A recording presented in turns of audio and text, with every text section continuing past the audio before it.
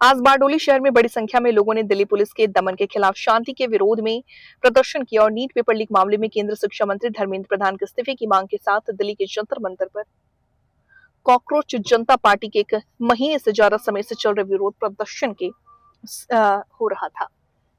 इसी दौरान पूरे भारतवर्ष में आए विरोध प्रदर्शनकारियों पर दिल्ली पुलिस ने अंग्रेजों के जुल्म को शर्मसार करते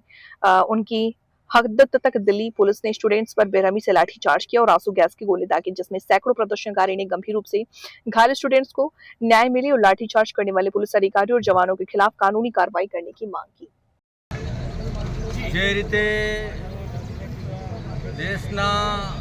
आशास्पद युवानो અને જે નીટની એક્ઝામની તૈયારી કરતા હતા એવા નીટના પેપર લીક થવાથી જે 22 લાખ વિદ્યાર્થીઓ અને એમના વાલીઓ પણ જે હતાશામાં ગરકાવ થઈ ગયા અને એના ભાગરૂપે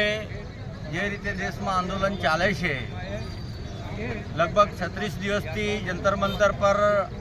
આંદોલન ચાલે છે અને છતાં આ નિષ્ઠુર સરકાર કોઈ પણ પગલાં લેવા માટે સક્ષમ નથી અને દાનત પણ નથી, પરંતુ જે રીતે યુવાઓનો આક્રોશ થયો દેશભરમાં સ્વયંભૂ રીતે અને વિરોધ પક્ષના લોકસભાના સાંસદ અને નેતા માન્ય રાહુલ ગાંધીજીએ જે રીતે